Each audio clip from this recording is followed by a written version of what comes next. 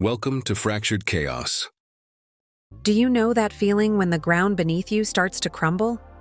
When you can see the person you love slipping through your fingers like sand? That's where I was 3 months ago with David. I could feel him pulling away. The late nights at work, the sudden password on his phone, the way he wouldn't look me in the eyes anymore. I did what any desperate woman would do. I lied. One little lie that would spiral into something I never could have imagined. My name is Amina, and I lied to my boyfriend about being pregnant so he wouldn't leave me. What I didn't know then was that David had secrets of his own, secrets that would make my lie look like child's play. I still remember the text that started it all. We need to talk. 4 words that strike fear into anyone's heart. I'd been feeling the shift between us for weeks. The way his hand would linger a second less when we touched. The smile that didn't quite reach his eyes anymore. The phone that suddenly went everywhere with him, even to the bathroom. That night, I couldn't sleep. I lay awake staring at the ceiling fan, counting the rotations as if they might somehow add up to an answer. David slept soundly beside me, his back turned, another wall between us that hadn't been there 6 months ago. The next morning, after he left for work with barely a goodbye kiss, I found myself going through his things. I'd never been that woman before. The one who snoops, who doesn't trust. But fear makes us strangers to ourselves. His drawers revealed nothing. His browser history was regularly cleared, a new habit. When I checked our shared credit card statement online, I noticed several charges at a jewelry store downtown. Not around my birthday, not near any holiday. That's when I first thought he might be leaving me for someone else, someone who deserved diamond earrings on a random Tuesday in March. When he texted to meet at Cafe Margot, our place where we had our first date, I knew. This was it. The breakup location had been chosen for its public nature. He thought I wouldn't make a scene there. I arrived first, ordered his favorite latte and my usual chai, trying to steady my shaking hands. Through the window, I watched him approach. He looked tired but determined, like a man walking to a fate he'd already accepted. The little bell above the door chimed as he entered, and I forced a smile. "Hey," he said, sliding into the seat across from me. "I got you your usual," I replied, pushing the mug toward him. "Thanks." He didn't touch it. Bad sign. We sat in uncomfortable silence for a minute that stretched like taffy. I watched him rehearsing words in his head, the way his eyes focused on a point just past my shoulder. "Amina," he finally began, his voice so gentle it terrified me. Gentle was for bad news, gentle was for breakups. These past 2 years have been... "I'm pregnant," I blurted out before he could continue. The words hung between us like smoke in still air. His expression cycled rapidly from shock to confusion to something I couldn't quite read. "What?" he whispered. "I'm pregnant," I repeated, the lie coming easier the second time. "I found out last week. I was waiting for the right time to tell you." He slumped back in his chair, running both hands through his hair, a nervous habit I'd always found endearing. "Are you sure?" I nodded, doubling down. 8 weeks. I have the test at home. Another lie. The hole was getting deeper, but I couldn't stop digging. "Wow," he said, and then again, "Wow." I waited for more, heart pounding so loudly I was sure the couple at the next table could hear it. Then he did something I never expected. He smiled, a real smile that reached his eyes for the first time in weeks. He reached across the table and took my hands in his. "This changes everything," he said. In that moment, I didn't regret my lie. I'd bought time. I'd stopped whatever he was about to do. I'd saved us. What I didn't know was that he had a small velvet box in his pocket. What I didn't know was that the jewelry store charges weren't for some other woman. They were for me. The ring he'd spent months designing with a jeweler friend, saving up for, planning to give me that very day. But my lie had changed the script. And once you start down that path, it's so hard to find your way back to the truth. The first few weeks were surprisingly easy. Morning sickness was simple to fake. just some theatrical gagging and complaints about certain smells. I downloaded pregnancy apps on my phone, leaving them open for him to see. I started taking prenatal vitamins I didn't need, making sure to leave the bottle on the bathroom counter where he would notice. David was attentive, caring, even excited. He started reading parenting books, for God's sake. He'd come home with little gifts, a tiny pair of yellow booties, a stuffed elephant, a onesie that said "Daddy's little tax deduction." Each one a dagger of guilt, but I smiled and thanked him every time, adding them to a growing collection of evidence for a child that didn't exist. At night, he would press his palm against my still flat stomach, talking softly to the baby about his day, about his hopes for our future. I would close my eyes and pretend to be drifting off to sleep, while inside I was screaming. The guilt should have eaten me alive, but instead, I felt powerful. For once, I had control. I started researching how long I could reasonably go before seeing a doctor. Most sources said 8 to 12 weeks was normal for a first appointment. That gave me time to figure out my next move. I considered telling him I'd miscarried, a tragedy that would elicit sympathy rather than anger. But the thought of faking grief on that level seemed beyond even my newly discovered capacity for deception. I even briefly entertained the wild idea of actually getting pregnant. A retroactive truth.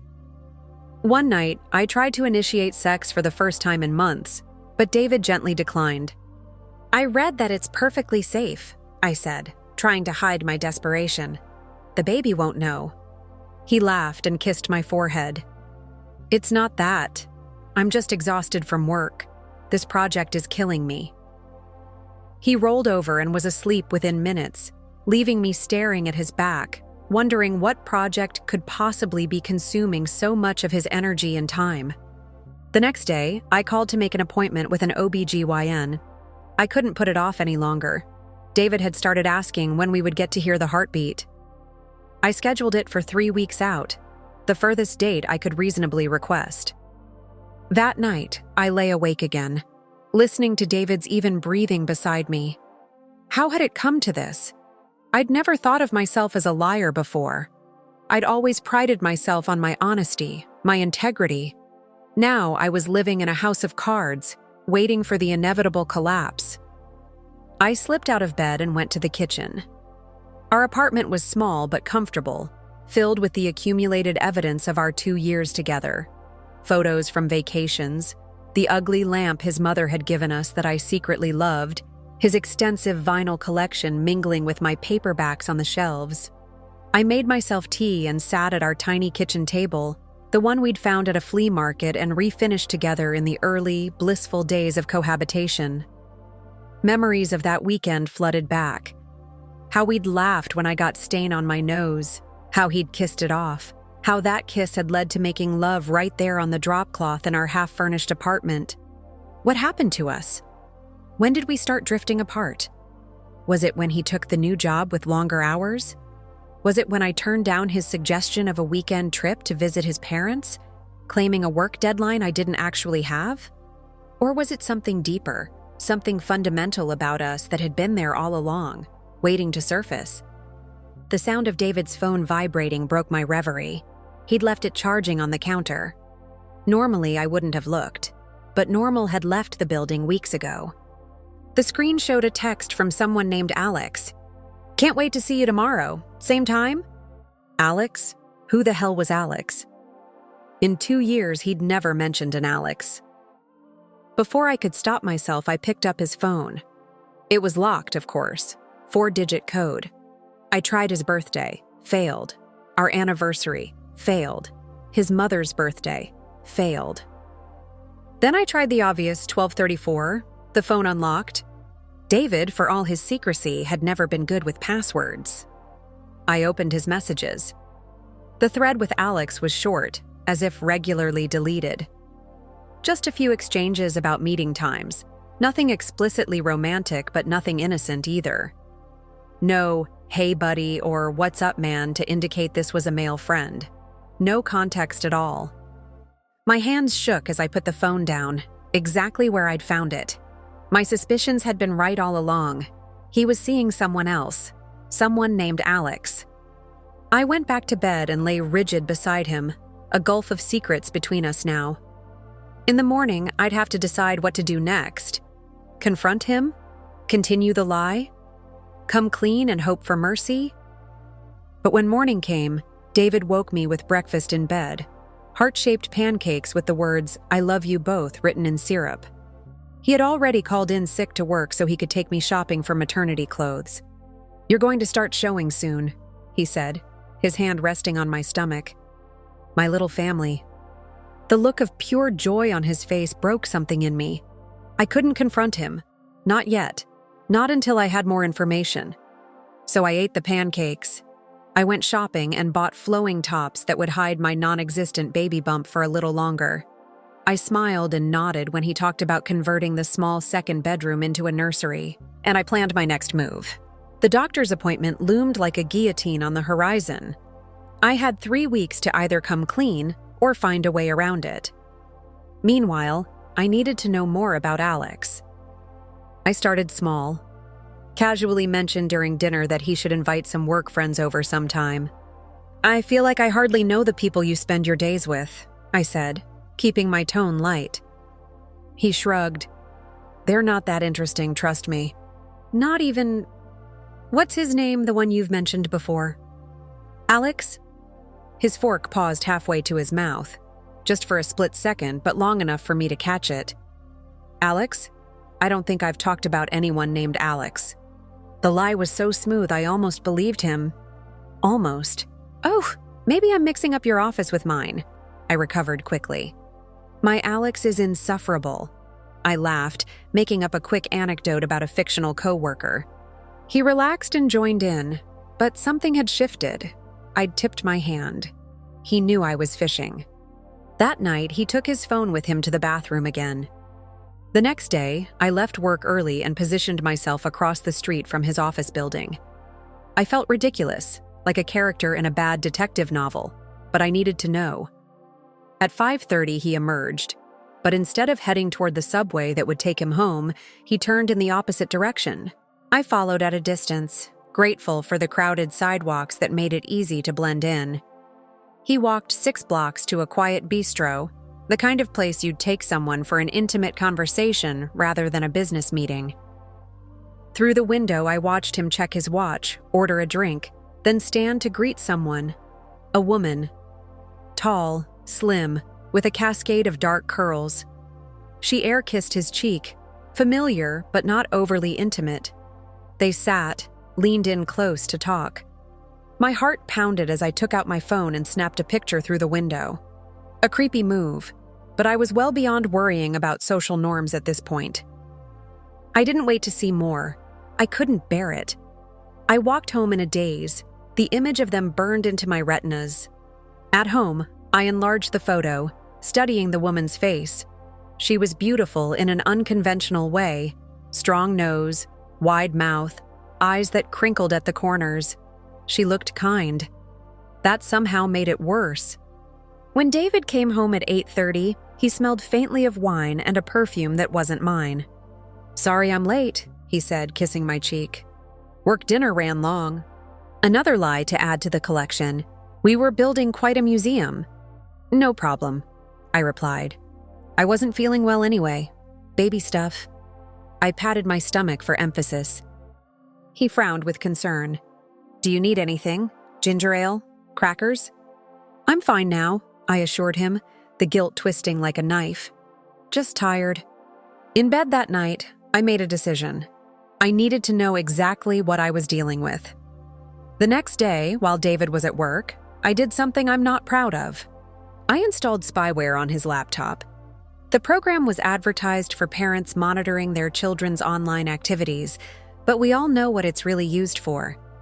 It would forward me copies of his emails and track his browser history. It took less than 24 hours to get results. Emails between David and someone named Alexandra Evans, hundreds of them, going back 4 months. They'd started professionally. She was helping him with something financial, but had quickly turned personal, intimate, loving. They talked about books they both enjoyed, sent each other songs, shared jokes I didn't understand. In the most recent ones, they were planning a future together. The most recent one sent just that morning. I'll tell her soon, just waiting for the right moment. I read it 7 times, each word a blow to my solar plexus.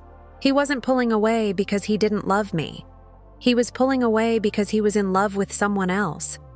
I drank an entire bottle of wine that night before David got home. When he walked in, I was curled on the couch, mascara streaked down my face. "Amina, what's wrong? Is it the baby?" He rushed to my side, all concern. The bitter laugh that escaped me sounded like someone else entirely. "There is no baby, David." His face went blank. "What?" I lied, I said, my voice eerily calm despite the alcohol. "I'm not pregnant. I never was." He stared at me as if I'd suddenly started speaking in tongues. "But why would you?" "Because I knew you were going to leave me," I shouted, all the hurt and anger of the past weeks erupting at once. "For her, for Alex, or should I say Alexandra?" His face drained of color. "How do you know about Alexandra? Does it matter?" "I know you've been seeing her for months. I know you're in love with her. I know you're planning a future with her." He sat down heavily on the coffee table, facing me. "It's not what you think." "Oh, please, don't insult me with denials. I've read the emails, David." His eyes widened. "You read my emails? How could you invade my privacy like that?" The audacity of his indignation ignited something dangerous in me. How could you cheat on me for months and lie to my face every single day? We stared at each other across an unbridgeable divide, 2 strangers who once thought they knew each other. "I never cheated on you," he said finally, his voice low. I scoffed. "The emails, the late nights, the secret meetings, what would you call it?" "It's complicated." "It always is." I stood up, suddenly needing distance. At least have the decency to be honest now at the end. He looked up at me, his expression unreadable. "You want honesty? Fine. Alexandra is helping me track down my daughter." Of all the responses I had braced myself for, this wasn't even on the list. "Your daughter?" I repeated stupidly. "Yes, the one I didn't know existed until 4 months ago." That night, David told me a story that changed everything I thought I knew about him. 8 years ago, before we met, he had been in a relationship with a woman named Caroline during his senior year of college.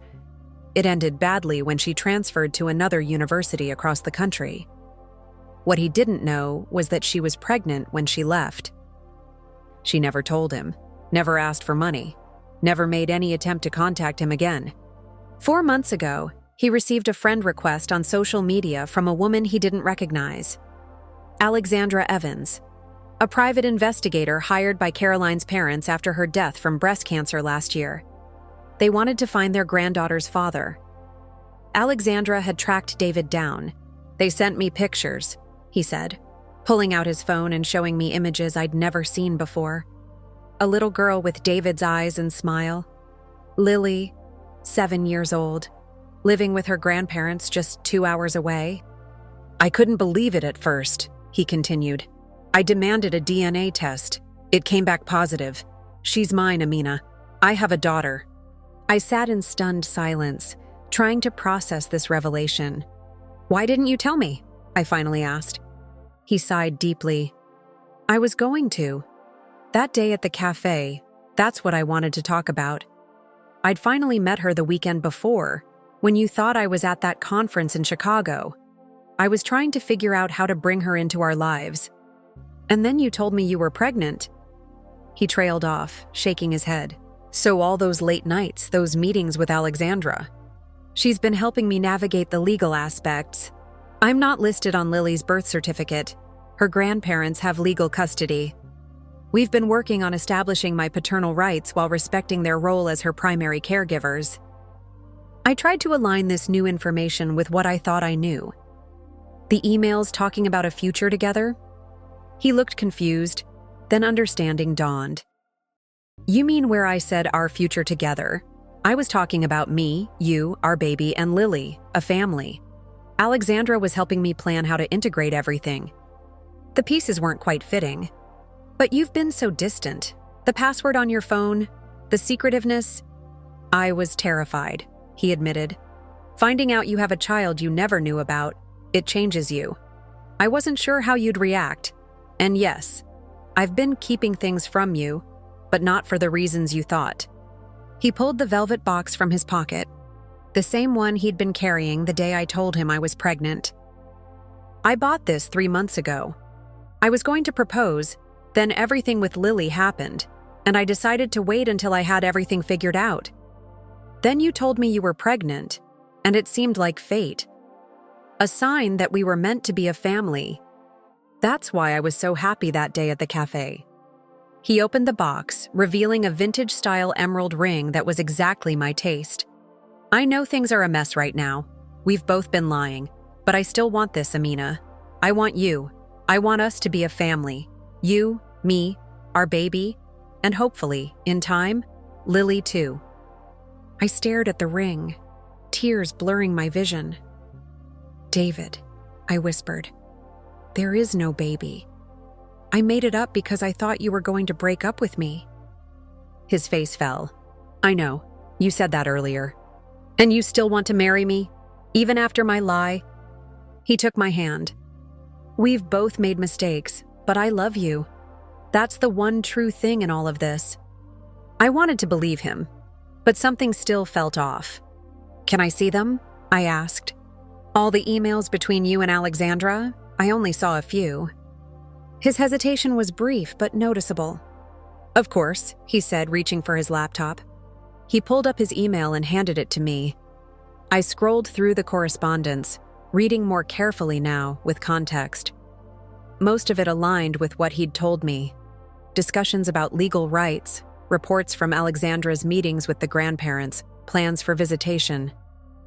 But there were gaps, references to phone calls and in-person conversations not fully explained in the emails, and a familiarity in Alexandra's tone that seemed beyond professional. What aren't you telling me? I asked quietly. He looked away. Nothing important. David, please, no more lies from either of us. He was silent for a long moment. Then, Alexandra and we had a brief thing, before I found out why she'd really contacted me. My heart sank. Define brief thing. 2 weeks, 3 at most. It was a mistake. Once I knew who she was and why she'd found me, I ended it. It's been strictly professional since then. Except for the drinking wine together at intimate bistros, I couldn't keep the bitterness from my voice. He had the grace to look ashamed. We meet publicly because her office is small and I didn't want to bring her here. But you're right, it's complicated. There are feelings there, on her side at least. But I've been clear that I'm committed to you. I closed the laptop. My head was spinning with all these revelations. A daughter, an affair, however brief, a proposal. It was too much. I need time, I said, to process all of this. He nodded slowly. I understand, but there's one more thing. He hesitated again. Alexandra is pregnant. The floor seemed to drop out from under me. What? She told me last week. She's 7 weeks along. I did the math quickly. But you said you ended things months ago. His silence was answer enough. Get out, I whispered. Amina, get out! I screamed, throwing the nearest object, a framed photo of us, at the wall. It shattered spectacularly, a fitting metaphor for our relationship. He left without another word, taking only his wallet and keys. I spent that night alternating between tears and rage, between self-pity and self-recrimination. How had we reached this point? 2 people who claimed to love each other, drowning in a sea of lies?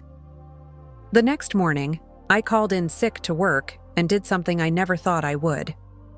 I found Caroline's parents' address in David's emails and drove the 2 hours to their home. I wasn't sure what I wanted. Maybe to expose him. Maybe to use this information somehow. Maybe just to see the child who was partially responsible for the implosion of my relationship. The house was modest but well kept, with a tire swing hanging from an old oak tree in the front yard. As I sat in my car across the street, a little girl came out the front door, backpack slung over one shoulder. Lily. Even from a distance, the resemblance to David was striking. The same confident walk, the same tilt of the head. An older woman followed her out, clearly her grandmother. They got into a car and drove away, presumably to school. I sat there for another hour, contemplating my next move. What was I doing here? What did I hope to accomplish? These people had lost their daughter. This child had lost her mother. They were innocent in all of this. I never knocked on their door. Instead, I drove straight to a clinic and made an appointment for a procedure I didn't need. I told them I was having a miscarriage. They were kind and didn't ask too many questions. When I got home that evening, David was sitting on the steps of our apartment building. "Where have you been?" he asked, standing as I approached. "I've been calling all day." "I needed space," I said, moving past him to unlock the door. He followed me inside. "Amina, please, can we talk about this?" I turned to face him, suddenly exhausted. "I went to see them today, Lily and her grandparents." The color drained from his face. "You what?" "I didn't speak to them," I assured him. "I just needed to see." He ran a hand through his hair, that nervous habit again. "And?" "She looks like you," I said simply. "She has your eyes." We stood in tense silence for a moment. "I told David I lost the baby," I finally said. "Watched him grieve something that never existed while I grieved the life I thought we had." He frowned, confused. "What are you talking about? You just told me yesterday that there was no baby." I blinked, realizing I'd been narrating my inner monologue out loud. "Sorry, I was going to tell you I lost the baby. That was my plan. But then I found out about Alexandra and Lily and everything exploded." His expression softened. "We've both made a mess of things, haven't we?" I nodded, tears threatening again. "What happens now, with Alexandra and her baby?" He sighed heavily. "I don't know. She says she wants to keep it. She doesn't expect anything from me, but you'll be a father, again." "Yes." Another silence fell between us, this one less tense, more contemplative. "I saw your search history," he said suddenly. "On your phone. How to fake a pregnancy. How to forge ultrasound photos. All of it." I froze. I'd forgotten about clearing my browser. "When?" "Last week. I was looking for the name of that restaurant you liked, and I saw the suggestions in your search bar." I felt my face burn with shame. "Why didn't you confront me?" "Because I was afraid of what it meant. That you felt you needed to lie to keep me. That we'd broken down so badly as a couple that you couldn't just talk to me." I sank onto the couch. "I thought you were going to leave me. I panicked." "I know," he said, sitting beside me, careful to maintain distance. "But we can't build a life on lies, Amina. Not yours, not mine." I looked at him, really looked at him, for the first time in weeks. He looked tired, older somehow, the weight of his secrets evident in the new lines around his eyes. "I love you," I said, surprised to find I still meant it despite everything. "But I don't know if that's enough anymore." "I still want to marry you," he replied softly. "But I think we need help. Professional help." I nodded slowly. "I think so too." He reached for my hand and I let him take it. "No more secrets," he said, "from either of us." "No more secrets," I agreed. That night, David slept on the couch. It was a small step toward rebuilding trust, a recognition that we couldn't simply pick up where we'd left off, pretending the lies hadn't happened. The next day, we made an appointment with a couples therapist. Our first session was raw, painful, but cathartic. We laid our deceptions bare, examined the fears and insecurities that had driven us to such desperate measures. It wasn't easy. There were days I was sure we wouldn't make it, days when the thought of David with Alexandra, of them having a child together, was more than I could bear. There were days he struggled with my breach of trust, with the elaborate nature of my pregnancy lie. But slowly, painfully, we began to rebuild. 3 months later, we were still in therapy, still working through our issues. David had established a regular visitation schedule with Lily, 1 weekend a month for now. Her grandparents were cautiously supportive, grateful that their granddaughter had a father who wanted to be involved. Alexandra was showing now, her pregnancy progressing normally. She had moved on, dating someone new, though she and David maintained a civil relationship for the sake of their unborn child. David and I had decided to take a break from living together. I moved into a small studio apartment, giving us both space to heal and reflect. We still saw each other several times a week. Dates, therapy sessions, long walks where we talked about everything and nothing. The ring remained in its box, a promise for a future we weren't ready for yet. And then yesterday I found out I'm actually pregnant. 6 weeks. The universe has a sick sense of humor, doesn't it? A real baby after all the lies about a fake one. And it's definitely David's, a parting gift from our last night together in our shared apartment before I moved out. I haven't told him yet. I'm not sure I will. Part of me fears he'll think it's another lie, a desperate attempt to win him back completely. Part of me wonders if bringing another child into our complicated situation is fair to anyone. But as I sit here recording this, my phone lights up with his name, as if thinking about him has conjured him into existence. Perhaps he already knows somehow. Perhaps some truths find their way into the light, no matter how deeply we try to bury them. I should answer, shouldn't I? Start with the truth this time. After all, what wouldn't you do for love? For the life you're supposed to have? I take a deep breath and swipe right. Hello, David, we need to talk. There's a pause on the other end of the line, and I can almost feel his apprehension. Amina, he says, his voice warm despite the tension. I was just thinking about you. I have something to tell you, I say, my hand unconsciously moving to rest on my still flat stomach. Me too, actually, he replies. But you go first. I close my eyes, gathering my courage. This is it. The moment of truth after so many lies. I'm pregnant, I say. For real this time. The silence that follows is deafening. 1 second. 2. 3. I start to wonder if he's hung up. David, I prompt. I'm here, he says, his voice thick with emotion. Are you sure? A laugh escapes me, the same question he asked months ago when I first lied. Yes, 6 weeks. I have the test, and doctor's confirmation this time. Another silence, but shorter. That's... wow. He sounds genuinely shocked. I didn't expect... I know, I say quickly. It's a lot, with everything else going on. With Alexandra and the baby and Lily and our situation. I just wanted you to know, I'm not asking for anything. Stop, he says firmly. Don't do that. Don't act like this is something you have to handle alone. I feel tears welling up. What was your news? I ask, changing the subject slightly. He sighs. It seems small compared to yours now. I was just going to ask if you wanted to come to Lily's school play next weekend. She's playing a tree.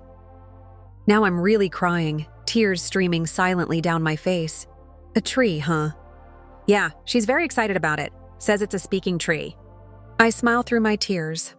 I'd love to come. Really? The hope in his voice is palpable. Really, it's time I met your daughter.